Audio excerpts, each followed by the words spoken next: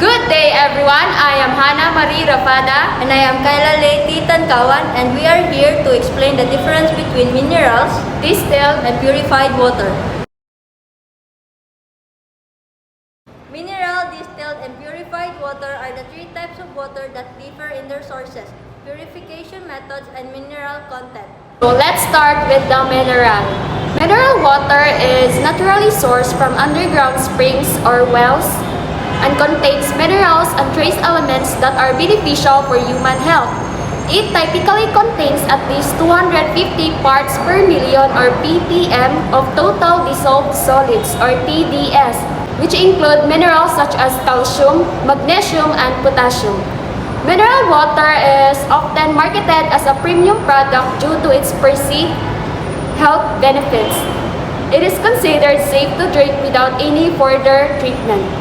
The process of producing mineral water involves sourcing. Mineral water is typically sourced from natural underground springs or wells that are rich in minerals and trace elements. Second, filtration. The water is first filtered to remove any large particles or debris. Third, disinfection. The water is then treated with chlorine or other disinfectants to kill any harmful bacteria or viruses. Fourth, carbonation. It is optional. Some brands of mineral water may be artificially carbonated to give it a bubbly texture. Fifth, bottling. The mineral water is then bottled in plastic or glass containers and sealed to ensure freshness and prevent contamination. It's important to note that some brands of mineral water may skip the filtration and disinfection steps, as the water is already naturally filtered and disinfected by the underground layers of rock and soil. The mineral content of mineral water can vary depending on the location of the source and the geological characteristics of the surrounding area. Next is the distilled water.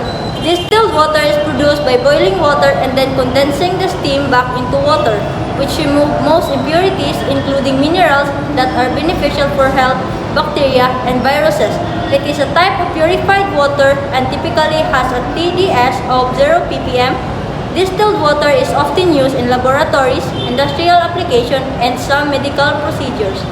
The production process of distilled water involves the following step. First is boiling. The water is first heated to its boiling point, which converts it to steam. Second is condensation. The steam is then cooled and condensed back into a liquid form by passing it through a cooling coil or a series or tube. This process removes any impurities and minerals, as they do not evaporate with the steam. Third is the collection. The distilled water is then collected in a sterile container, which prevents any contaminants from entering the water. And lastly, storage and distribution. The distilled water is then stored in airtight containers or tanks and distributed to consumers for various uses, such as medical application, laboratory experiment, and industrial processes. It is important to note that distilled water is not recommended for long-term consumption, as it lacks of essential minerals and nutrients that are naturally present in water.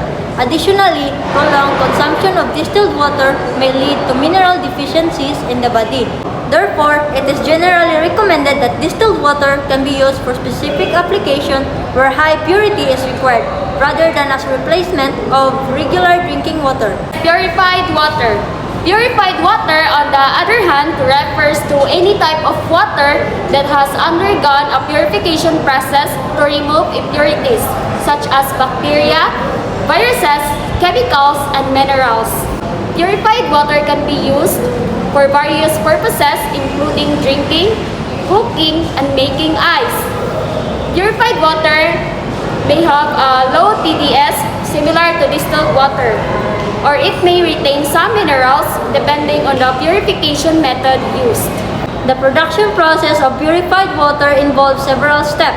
First is screening. The water is first screened to remove any large particles, debris, or sediment. This process makes purified water safe and clean to drink, but it may also remove beneficial minerals. Second is the coagulation and flocculation. It is optional.